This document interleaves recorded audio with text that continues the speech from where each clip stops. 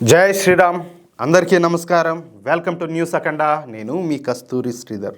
మిత్రులారా, మొత్తానికి లింక్ అయితే బయటపడినట్టే కనపడుతుంది. ఇక ఆపరేషన్ సింధూర్ 2 అయితే ప్రారంభంగా ఉన్నదనమాట. ఈ న్యూస్ చూడండి ఒకసారి, ఖచ్చితంగా మీకు అందరు కూడా నచ్చుతుంది. ఓకేనా? పెహల్గాంలో తీవ్రవాద దాడిని పాకిస్తాన్ తీవ్రవాదులు జరిపిన సంగతి మీకు అందరికి కూడా తెలిసిందే. ఈ దాడులలో మొత్తంగా 26 మంది చనిపోయినారు. దీంతో మన భారత ప్రభుత్వం వెంటనే ఆపరేషన్ సింధూర్ని అయితే ప్రారంభించి ఈ ఉగ్రవాద దేశమైనటువంటి పాకిస్తాన్కు చొక్కలు చూపించిందట్నే. ఒక్క పాకిస్తాన్ ఆక్రమిత జమ్మూ కాశ్మీర్లో మాత్రమే కాకుండా నేరుగా పాకిస్తాన్లోకి పోయి వాళ్ళ తీవ్రవాద స్థావరాలను ధ్వంసం చేసేశారు. అలాగే ఈ పాకిస్తాన్ ఎయిర్ ఫోర్స్ కు చెందినటువంటి ఈ ఫెసిలిటీస్ అన్ని కూడా సర్వనాశనం చేశారు. అంతేకాకుండా పాకిస్తాన్ కు చెందినటువంటి 7 యుద్ధ విమానాలను కూల్చేశారనమాట. అలాగే భారత్లో ఇక పైన ఎటువంటి తీవ్రవాద దాడి జరిగినా అది భారత్ పైన చేసేటటువంటి దాడిగానే పరిగణిస్తామని చెప్పేసి మోడీ ప్రభుత్వం స్పష్టం చేసింది. అంటే చెప్పాలంటే అదొక హెచ్చరిక. కానీ ఈ పాకిస్తాన్ అది నీతి మాలింది కదా, నీతి లేనిది అది. కాబట్టి కుక్కతో వంకర నెట్టు ఈ పాకిస్తాను తన పంది బుద్ధిని అయితే మార్చుకోవాలి. మళ్ళీ భారతదేశంలో తీవ్రవాద దాడులు చేయించడానికి ప్రయత్నాలు చేస్తానే ఉండాలి. ఈ క్రమంలో మన దేశంలో వారం రోజుల క్రితం ఈ కారు బాంబు పేలుడైతే జరిగింది. సరిగ్గా మన ఢిల్లీలోని ఎర్రకోట దగ్గర జరిగినటువంటి ఈ బాంబు పేలుడులో ఇప్పటి వరకు 15 మంది వరకు చనిపోయినారు. 30 మందికి పైగా గాయపడ్డారన్నమాట.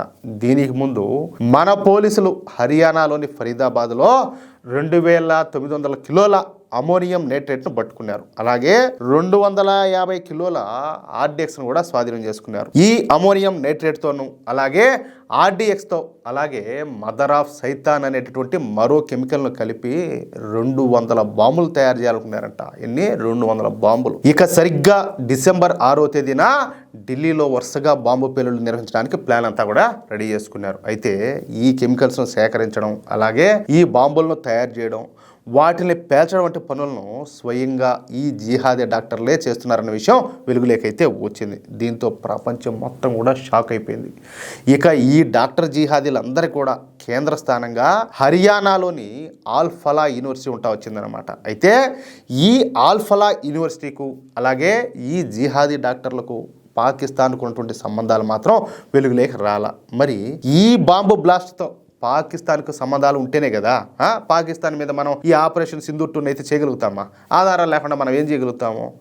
అకారణంగా పోయి వాళ్ళ మీద మనం దాడి చేయలేం కదా. అందుకే మన కేంద్ర ఏజెన్సీలు మరింత లోతుగా ఈ కేసును విచారించడం మొదలుపెట్టాయి. ఈ క్రమంలోనే మన దేశంలో జరిగిన బాంబు బ్లాస్ట్కు అలాగే డిసెంబర్ 6వ తేదీన జరపాలనుకున్నటువంటి బాంబు బ్లాస్టులకు పాకిస్తాన్కు మధ్య ఉన్నటువంటి సంబంధాలు ఇప్పుడు వెలుగులోకి వచ్చినాయి.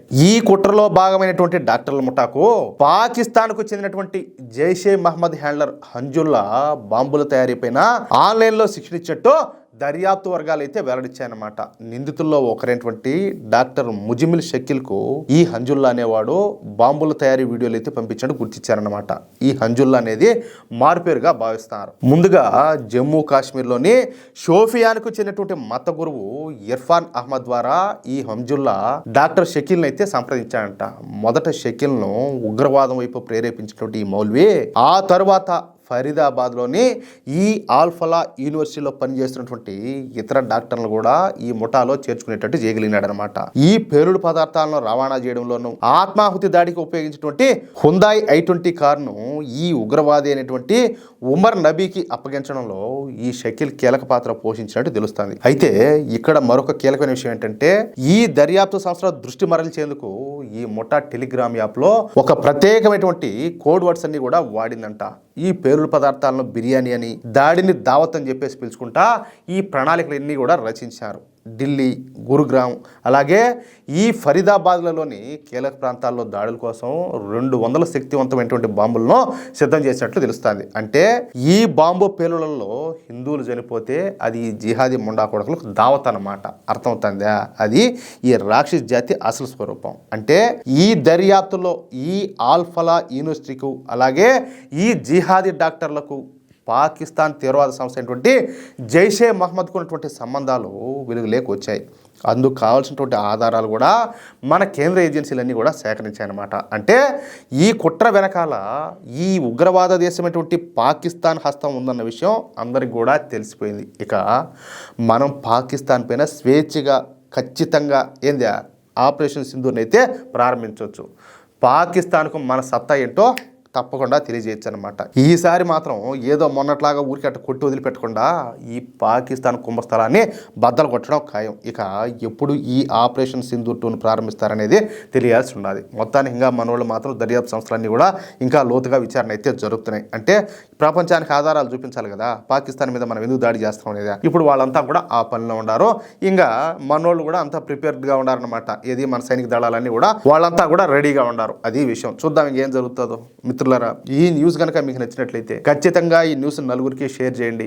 అలాగే ప్రతి ఒక్కరు కూడా మీ యొక్క అమూల్యమైనటువంటి అభిప్రాయాలను తప్పనిసరిగా కామెంట్ రూపంలో తెలియజేయండి. ఇంకో విషయం ఏంటంటే, ఇంతవరకు మీరు కనుక మన ఛానల్ను సబ్స్క్రైబ్ చేసుకున్నట్లయితే ప్రతి ఒక్కరు కూడా మన ఛానల్ను సబ్స్క్రైబ్ చేసుకోండి, సపోర్ట్ చేయండి ప్లీజ్. జై శ్రీరామ్, జై హింద్.